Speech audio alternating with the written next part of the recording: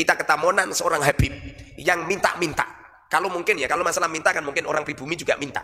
Tapi ini ada kejahatan, minta yang sifatnya adalah maksa-maksa. Bahkan mereka menyodorkan sebuah syafaat. Atau mungkin ngancam-ngancam tidak mendapatkan syafaat dari baginda Rasul. Nyampe-nyampe pernah suatu ketika, saya ini pernah ketamonan seorang Habib, datang. Beliau minta jubah, lalu saya ambilkan jubah. Beliau tidak cocok, lalu saya ambilkan jubah semua. Di waktu itu satu bobot saya bawa. Apa yang terjadi? Dibawa semua. Dibawa semua. Yang ditinggalkan cuma 3 yang jelek-jelek gitu. Nah, jadi diborong semua. Dan ini tidak cuma itu saja. Nah, nyampe ada santri cantik lewat, langsung ditembung. Bahkan nyampe terjadi pernikahan. Untuk menyelamatkan pribumi yang saat ini kelihatannya sih Belanda sudah pergi, Ustaz. Tapi peninggalannya Belanda ini. Habib-habib ini loh, Masya Allah. Mereka itu, sifat-sifatnya itu, kalau kita mau berpikir dengan hati yang jernih dan otak yang jernih, ini ada indikasi untuk menguasai, indikasi untuk untuk menjajah. Pada akhirnya kita mantap semantap-mantapnya, tidak perlu ragu lagi, dohirun wabatinan, bahwa semua habaib ba'alwi, mereka adalah dzurriyyah Rasul palsu. Assalamualaikum jamaah UGI dimanapun Anda berada. Lagi dan lagi seorang mukibin akut, yaitu Kiai Haji Muharrar, yang dulu pernah menjadi jongos-jongos kabib dan akhirnya bertobat. Di video ini beliau, Kiai Haji Muharrar, membeberkan tentang tujuan kabib. Kita harus waspada. Untuk lebih jelasnya, mari kita simak videonya, dan jangan lupa nanti komen di kolom komentar, kita diskusi bagaimana pendapat saudara semuanya, banyaknya mukibin-mukibin yang telah bertobat atau kembali di pangkuan pribumi. Monggo kita simak videonya. Assalamualaikum warahmatullahi wabarakatuh. Bismillahirrahmanirrahim. Alhamdulillahirabbil alamin. Allahumma shalli wa sallim wa barik ala sayidina Muhammadin abdika wa nabiyyika wa rasulika nabiyil ummi wa ala alihi wa sahbihi wa sallim tasliman biqadri 'azamati dzatika fi kulli waqtin wa hin. Amma ba'd. Sesungguhnya orang itu kalau dikehendaki oleh Allah Subhanahu wa taala min ahlil jannah, difirmankan oleh Allah lahumul busyra fil hayati dunya wal akhirah. Jadi diletakkan kebahagiaan di dunia dan di akhirat. Jadi lahumul busyra fil hayati dunya. Di dunia bahagia, di akhirat juga bahagia. Untuk menciptakan kebahagiaan ini tentu jangan sampai kita mendatangkan maldharat, dan juga jangan sampai kita memandoroti orang lain. La dharara wa la dirara. Jadi jangan sampai orang lain merugikan kita, orang lain menyakiti kita, dan kita juga tidak pengen menyakiti orang lain. Sesungguhnya polemik nasab atau problem tentang nasab yang beredar di Indonesia, kita semua rakyat Indonesia, siapapun orangnya lah, nggak pengen kita nyakitin orang, itu nggak pengen. Begitu juga kita ini juga nggak kepengen orang lain nyakiti kita. Sehingga yang ada adalah kita memberikan manfaat kepada orang lain dan orang lain memberi manfaat kepada kita, sebagaimana sabda Rasul, khairun nas anfa'uhum linnas. Jadi sebaik-baik manusia adalah yang bermanfaat, yang paling bermanfaat untuk manusia-manusia yang lain. Jadi pada dasarnya awal terjadinya problem-problem nasab ini yang asli itu karena kita ini loh, selama hidup dari sejak kecil, memahami ayah kita, kakek kita yang sering didatangi Habib. Beliau yang selalu minta-minta. Kita pun takdim, karena memang ajaran orang tua kita seperti itu. Sebagaimana yang telah disabdakan oleh Rasul, "Malam yuwakir kabirona, wa malam yarham sohirona, falaysa minna." Jadi sejak kecil kita sudah dilatih untuk memuliakan yang lebih tua, dan untuk memberikan kasih sayang kepada yang lebih kecil. Sudah terlatih. Sehingga akhlak-akhlak mulia yang sangat mengkristal untuk kalangan kita, untuk wabil khusus orang Indonesia ya, wabil khusus lagi orang Jawa, ini sudah mengkristal untuk hormat menghormati, memiliki yang terbaik, berhusnudon dan lain sebagainya. Tapi tahun bertambah tahun terus bergulir terus, ini nampaknya mereka yang ngaku-ngaku sebagai dzurriyyah Rasul, ini kelihatannya ada celah-celah yang kita ini iskal, sangat-sangat iskal. Dan keiskalan kita ini sudah lama. Jadi seumpamanya 1 bulan atau 2 bulan yang lalu kita memutuskan untuk gabung ke PWI. Ini yang asli sudah lama gitu. Problem yang sudah lama. Kita semestinya ini pengennya ini hidup enak, nyaman, tapi apa yang terjadi? Kita ketamonan seorang Habib yang minta-minta. Kalau mungkin ya, kalau masalah minta kan mungkin orang pribumi juga minta. Tapi ini ada kejahatan. Minta yang sifatnya adalah maksa-maksa. Bahkan mereka menyodorkan sebuah syafaat. Atau mungkin ngancam-ngancam tidak mendapatkan syafaat dari baginda Rasul. Nyampe-nyampe pernah suatu ketika, saya ini pernah ketamunan seorang Habib, datang. Beliau minta jubah. Lalu saya ambilkan jubah. Beliau tidak cocok, lalu saya ambilkan jubah semua. Di waktu itu satu bopet saya bawa. Apa yang terjadi? Dibawa semua. Dibawa semua. Yang ditinggalkan cuma 3 yang jelek-jelek gitu. Nah, jadi diborong semua. Dan ini tidak cuma itu saja. Nyampe ada santri cantik lewat, langsung ditembung. Bahkan nyampe terjadi pernikahan. Bahkan apa itu pinjam motor katanya cuma 1 hari 2 hari. Apa yang terjadi? 1 minggu, 2 minggu, 1 bulan nggak dikembalikan. Dibawa pergi gitu. Walaupun pada akhirnya terus apa itu ada Habib Alwi yang melihat kejadian ini kemudian dilaporkan di Polres lalu dikejar. Alhamdulillah motornya dikembalikan. Tidak cuma itu saja. Mobil kita padahal mobil itu mobil rental. Jadi saya itu merental mobil. Jadi beliau pinjam mobil. Sudah kita gratisin. Apa yang terjadi? 2 hari, 3 hari, 1 minggu enggak datang. Pada akhirnya apa terjadi? Kita juga tanggung jawab untuk membayar apa? Rentalan. Digadekan gitu loh. Pada akhirnya mereka tidak bertanggung jawab. Ini yang sangat-sangat meresahkan. Dan ini madorot gitu loh. Padahal dalam kehidupan kita kan madorot. Jangan sampai orang lain itu madorot pada kita. Waladiroro. Dan kita juga jangan sampai apa itu memadoroti ke orang lain gitu. Ini gara-gara semacam ini kami sering istikharah. Belum ada jawaban. Di waktu apa itu Kiai Haji Imaduddin menggulir sebuah keilmuan tetis, kami masih tidak cocok. Bahkan pidato-pidato saya kalau panjenengan lihat di apa itu beberapa media sosial, saya ngecam tetisnya Kiai Imad. Tidak setuju sama sekali. Karena saking khusnudonnya gitu loh. Karena apa itu bagaimana tidak? Rasulullah mengatakan, aku tinggalkan kepada kamu semua 2 perkara, kan kitabullah wa itrati. Jadi apapun yang terjadi pada dzurriyyah Rasul tetap kita tutupi. Tapi apa yang terjadi? Masya Allah, tidak cuma itu saja. Nyampe saya itu sering dikatakan kiai fasik dan sebagainya. Gara-gara apa coba? Gara-gara ada yang jual sarung, 1 kodi, 2 kodi, ada yang jual figura, padahal figuranya paling ya segitulah. Ini kalau dibeli di pasar paling itu sekitar 500.000. Dipaksa harganya 4 juta sekian. Lalu kita punyanya cuma uang 500.000. Habib mohon maaf, ini ada uang 500.000, udah nggak usah dijual ke saya. Ini untuk Habib saja. Apa yang terjadi? Marah-marah, bahkan mengatakan apa itu ulama fusak gitu. Pada akhirnya kita hutang-hutang, walaupun setelah kita hutang itu kita juga terseok-seok untuk membayar. Ini loh, masya Allah. Setelah itu saya apa itu mendapatkan isyarah dan mendapatkan apa itu mimpi-mimpi dan lain sebagainya. Pada akhirnya kita putuskan untuk ikut PWI.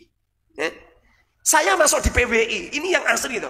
Bukan berarti saya mendapatkan keuntungan ada dana sekian miliar gelontor. Jangankan ada dana gelontor, justru kita ini masya Allah kocek gitu loh, kocek. Jadi tidak cuman apa itu tidak cuman harta, tidak cuman tenaga, tidak cuman pikiran. Nyampe kita ini seakan-akan ini bunuh diri kita, seakan-akan orang memframing dengan framing negatif, apa itu kecaman negatif dan lain sebagainya. Pokoknya masya Allah ini kalau benar-benar tidak diniati untuk berjuang lillahi kalimatillah, untuk apa itu menyelamatkan anak-anak bangsa, untuk menyelamatkan apa itu pribumi yang saat ini kelihatannya sih Belanda sudah pergi Ustaz.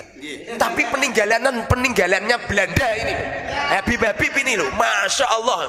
Mereka itu sifat-sifatnya itu kalau kita mau berpikir dengan hati yang jernih dan otak yang jernih, ini ada indikasi untuk menguasai. Indikasi untuk apa itu untuk menjajah. Dengan bukti banyak lah video-video, insya Allah rakyat Indonesia ngerti semua lah, nggak perlu kita jelaskan gitu. Jadi pada akhirnya kami mantap semantap-mantapnya untuk gabung dengan PWI dan untuk apa menyuarakan bahwa dari hasil penelitian sifat, penelitian akhlak, penelitian ucapan perbuatan yang selalu melenceng dengan Rasulullah. Nggak mungkin loh Rasulullah seperti itu loh. Ada orang ngaku-ngaku anaknya harimau, anaknya singa, tapi meong-meong. Pasti ini tidak anak harimau ini anak kucing Ustaz. Meong-meong gitu. Jadi ada indikasi loh, walaupun seumpamanya tanpa apa itu meneliti kitab, meneliti manuskrip, meneliti fatwa-fatwa ulama sudah jelas, tapi kita sebagai apa itu orang-orang yang berpendidikan dan juga orang-orang yang mengedepankan ilmu, lalu kita teliti dari hasil penelitian tidak ada satupun ulama dari masa Sayyid Ahmad nyampe masa Ali Sakron ini belum ada satupun ulama yang menyuarakan bahwa Ba'alwi itu min dzurriyyati Rasul. Seumpamanya ada orang yang mengatakan ini surah wal ifadah, loh surah wal ifadah setelah abad ke-9. Ini sangat aneh dan ini tidak bisa dikatakan apa itu surah wal ifadah sebagaimana yang difatwakan oleh Imam Syafi'i bisa menetapkan sebuah hukum apabila ada surah wal ifadah gitu. Jadi pada akhirnya kita mantap semantap-mantapnya, tidak perlu ragu lagi dohirun wa batinan bahwa semua habaib Ba'alwi mereka adalah dzurriyyah Rasul palsu. Angkatan Pak Kiai, ini kan kemarin itu ada yang ngirimin video ke saya, tapi videonya TikTok. Jadi ada penyampaian begini, itu katanya makanya punya si Muharrar Khudori ini dia pengkhianat. Dia sudah khianat kepada Robitoh Alawiyah. Itu loh, maksudnya gimana tuh? Menurut tanggapan jenengan? Iya. Saya ada tuh, kirimin videonya itu ke Gus Mujib. Iya. Bismillahirrahmanirrahim. Jadi mereka-mereka yang mengatakan bahwa saya itu mengkhianati Robitoh Alawiyah atau mengkhianati Ba'alwi, bahkan katanya itu pondok saya bisa berkembang atas bantuan para habaib, ya kan? Itu yang pertama kali itu semestinya yang ditanya itu yang komentar itu. Sebab yang diinginkan itu apa gitu. Yang pasti kami belum pernah mendapatkan bantuan dari Habib 1% pun untuk pembangunan pondok, belum pernah. Kalau masalah Habib datang pengen bantu lalu ngukur, kemudian nggak jadi, datang lagi ngukur lagi, kemudian nggak jadi lagi, lalu datang ngukur lagi. Jadi ngukur istri saya itu nyampe ngomong gini, loh ini Habib mau pekerjaannya ngukur, nyampe beliau wafat itu pernah. Jadi ngukur nyampe beliau wafat itu pernah. Jadi apa itu nggak benar kalau apa itu pondok saya ini dibantu sama Habib, bahkan apa itu pondok saya maju pesat karena jasa-jasanya Habib, itu nggak benar itu. Kami bisa apa itu membuktikan semuanya. Terus yang bikin panjenengan Pak Kiai sampai mantap karena terkenal sebagai muhibinnya kuat ya, sehingga ada orang yang berani berstatement bahwa Muharrar ini sudah hianat kepada Ba'alwi, berarti kan itu mereka sudah paham bahwa jenengan ini muhibin kuat. Yeah. Nah, yang membuat jenengan bisa terlepas dari kengkerangan muhibin itu apa sih? Dari apa itu pengalaman kami yang bertahun-tahun ya, kami didawiri sama Habib-Habib itu, minta uang, minta barang dan sebagainya. Bahkan pernah suatu ketika saya itu kan kebetulan bangun, kebetulan di samping saya itu herbil banyak. Saya ketamunan Habib membawa pick up, itu herbil saya diangkut semua. Bahkan teman-teman juga gitu diangkut gitu loh. Jadi kami ini yang asli sudah SK lama gitu loh. Mosok dzurriyyah Rasul seperti ini, mosok dzurriyyah Rasul akhlaknya seperti ini, mosok dzurriyyah Rasul malah merugikan dan sebagainya. Selain itu yang asli yang menjadikan kami mantap. Itu suatu ketika kami mimpi. Ini yang asli si ilmu sir ya. Saya harus menyampaikan karena ini adalah jembatan kami bisa mantap nyampe bisa seperti ini. Gara-gara Syekhina guru kami, tidak perlu kami sebut karena ada beberapa orang yang hasut kalau guru kami sebut. Jadi kami itu nganter istri ke pasar. Jadi setiap jam 2 kan pasti saya apa itu istiqomah ngantar ke pasar. Ngaji saya sama santri itu dari setelah subuh nyampe jam 2 malam. Biasanya setelah jam 2 langsung kami ngantar ke pasar. Tradisi kami dari sejak kecil memang dawamil wudhu ya. Jadi nggak pernah kami dalam keadaan hadas. Suatu ketika kami duduk, kami tidak tidur. Cuma kami ini diberi keistimewaan oleh Allah. Sudah lama saya itu bisa mimpi dalam keadaan terjaga. Jadi seumpamanya orang itu mengomentari saya, memframing yang jelek silahkan. Yeah. Yang paham tentang ini adalah orang yang pernah ngalami. Jadi saya ini sering nyupir mobil mimpi.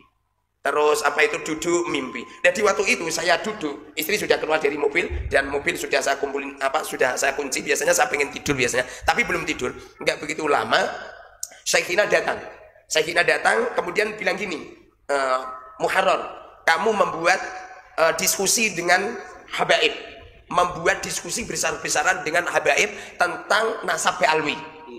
Di waktu itu yang saya pikir adalah pengajian, karena saya ini termasuk orang yang paling ahli membuat acara. Jadi kami itu kalau membuat acara Ustaz tidak pernah mempersiapkan. Seumpama ya besok itu ada pengajian akbar, walaupun butuh sekian ratus juta, saya berani. Jadi tidak perlu persiapan.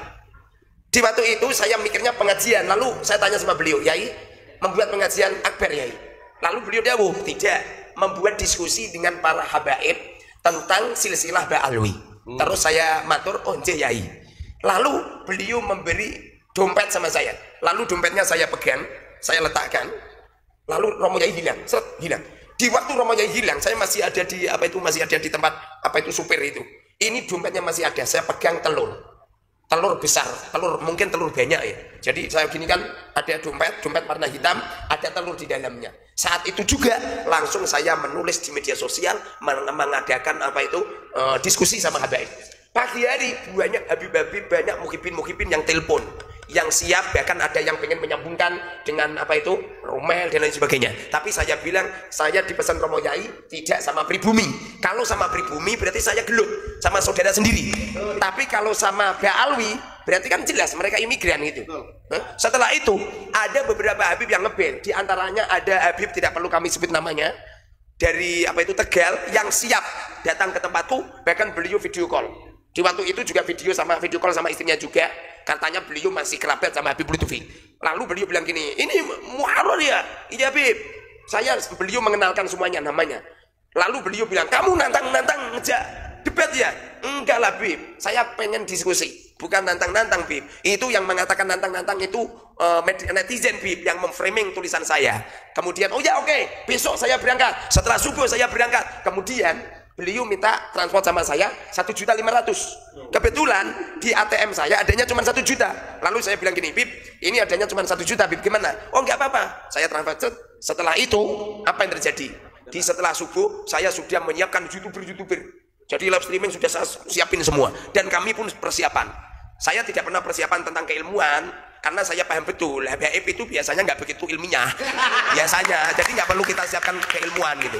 Setelah itu ditunggu jam 7, 8, 9 nggak ada, ditelepon nggak diangkat, di WA nggak diangkat, nyampe malam hari nggak diangkat. Di waktu itu kan kami juga live kalau ada habib yang pengen dan lain sebagainya. Saat itu juga langsung saya ikrar untuk masuk ke PVI. Malam harinya saya bertemu dengan Romo Yai saya. Romo Yai saya di waktu itu umurnya 49. Jadi begini Ustaz, orang itu kalau mimpi bertemu dengan Rasulullah atau bertemu dengan siapa saja, kalau umurnya kok tidak umur akhir hayat, bohong berarti. Jadi saya itu ketemu sama Romo Yai atau ketemu sama siapalah, itu biasanya umur terakhir. Jadi di waktu itu kan Romo Yai sakit di kursi roda. Beliau nemuin saya, beliau cerita-cerita ilmu sir, ilmu yang aneh-aneh nggak perlu saya sampaikan ya. Lalu beliau senyum, pertanda kalau beliau ridho ikhlas atas saya gabung ke PWI. Setelah itu langsung saya memberanikan diri untuk debat, untuk diskusi. Bahkan nyampe detik ini belum ada satupun habib yang diskusi sama saya kalah, belum pernah. Ya, ini yang jadikan saya semakin mantap, karena saya yakin Syekhina, beliau yang sudah masuk di alam dua alam dunia dan alam kubur. Sedangkan seumpamanya saya dinasihatin sama Ustadz Mujib, ya mungkin saya percaya, karena beliau belum masuk alam kubur. Begitu juga ustadz-ustadz yang lain. Jadi yang menjadikan mantap seperti itu. Yang asli ada yang lain Ustadz, ada yang lain. Cuma itu ilmu sir, tidak perlu saya sampaikan, karena ya netizen seperti itulah. Semoga berkah.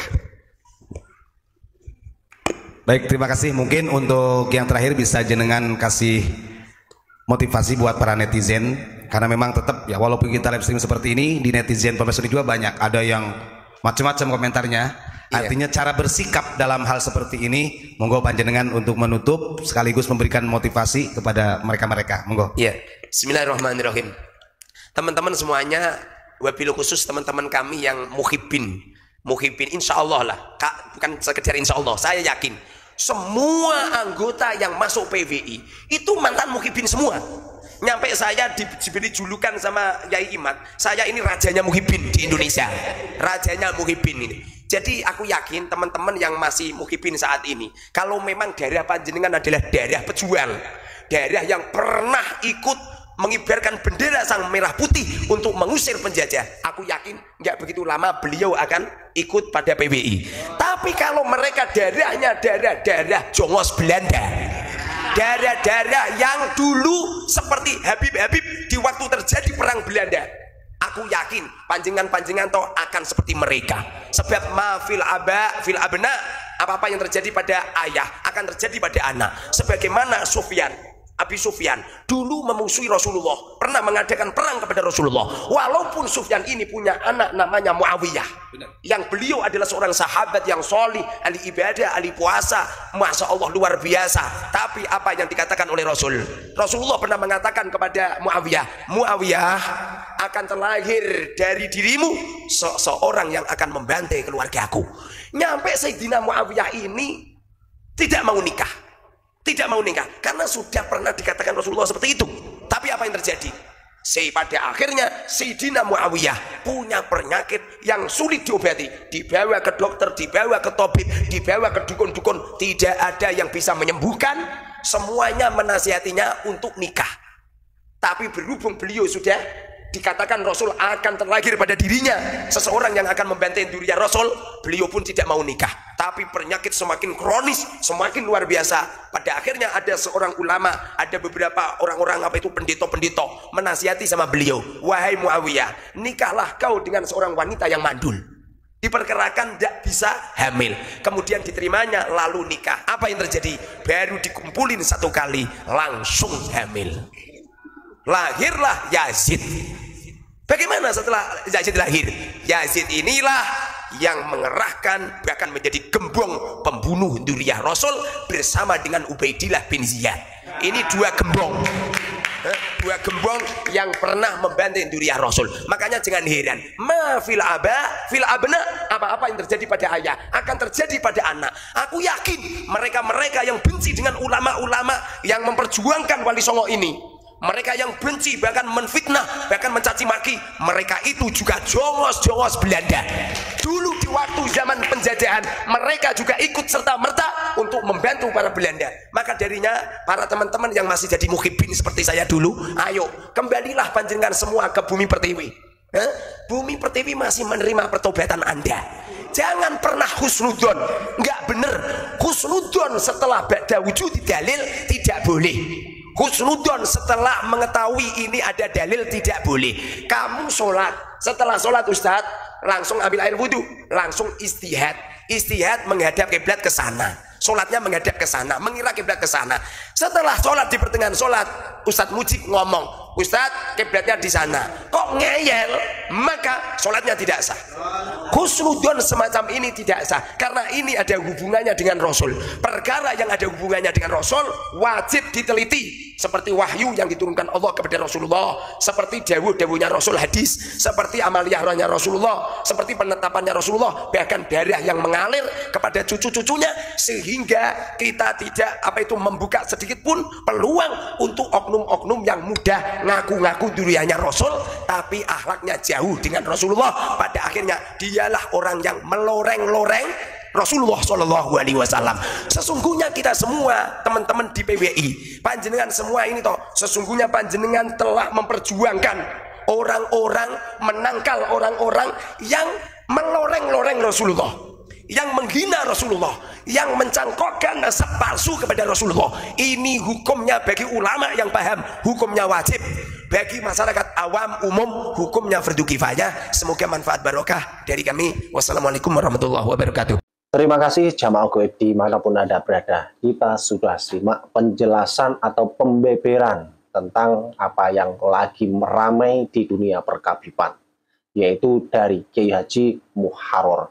Beliau pernah sangat lama sekali menjadi jongos kabid, dan beliau akhirnya berpikir cerdas, berpikir waras, dan akhirnya bertobat. Ini sudah banyak bukti kalau mukibin yang akut sudah mulai sadar dan mulai terbuka mata hatinya bahwa mereka adalah mengikuti orang-orang yang tidak tepat, yang tidak sesuai dengan syariat mereka yang ajarkan. Dan menurut saya, menurut penelitian tim kita semuanya, bahwa apa yang mereka ajarkan, kitab yang mereka sampaikan, itu hanyalah kitab-kitab yang dikarang oleh kelompok-kelompok mereka. Apa yang selama ini kita lihat, apa yang selama ini kita dengarkan, sudah kita teliti, sudah kita cari di kitab-kitab yang sudah ada, yang mereka ajarkan, yang mereka ucapkan, yang mereka dongengkan selama ini, tidak ada satupun di kitab-kitab yang kita cari. Apakah mereka mempunyai kitab sendiri?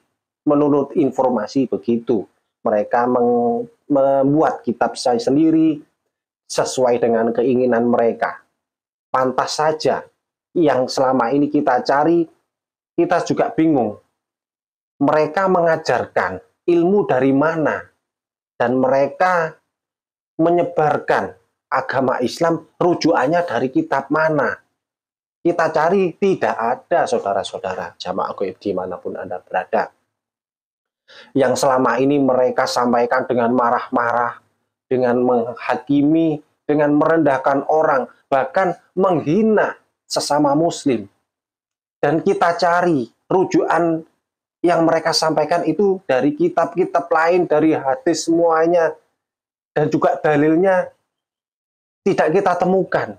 Mungkin saudara-saudara bisa membantu untuk mencarikan kitab apa yang mereka pelajari, kitab apa yang mereka buat rujukan untuk menyebarkan agama Islam. Saudaraku semuanya, kita tidak membenci kelompok-kelompok mereka. Kita hanya mengkritik. Mereka mengatasnamakan agama, mengaku junjung Kanjeng Nabi, tetapi akhlak dan adabnya tidak sesuai yang diajarkan oleh Kanjeng Nabi. Apakah ini yang dinamakan orang alim, orang berilmu, orang yang tahu tentang agama? Saudaraku semua jamaah gaib dimanapun Anda berada, bukti nyata yang disampaikan Kiai Muharrar, yang selama ini beliau menjadi jongos kabib, akhirnya diluapkan dan disampaikan agar mukibin akut yang belum sadar akan segera sadar dan kembali ke ajaran syariat yang sebenarnya. Saudaraku jamaah gaib dimanapun Anda berada, semoga video ini bermanfaat sebagai edukasi untuk kita semuanya, tidak ada unsur untuk merendahkan atau mengadu domba. Sekali lagi, video ini sebagai edukasi, pembelajaran, mengasah otak kita agar lebih bisa berpikir cerdas, waras, biar tidak konslet. Bila mana ada salah kata, kami segenap admin mohon maaf yang sebesar-besarnya. Sholali moco sholawat, biar tidak konslet. Assalamualaikum warahmatullahi wabarakatuh.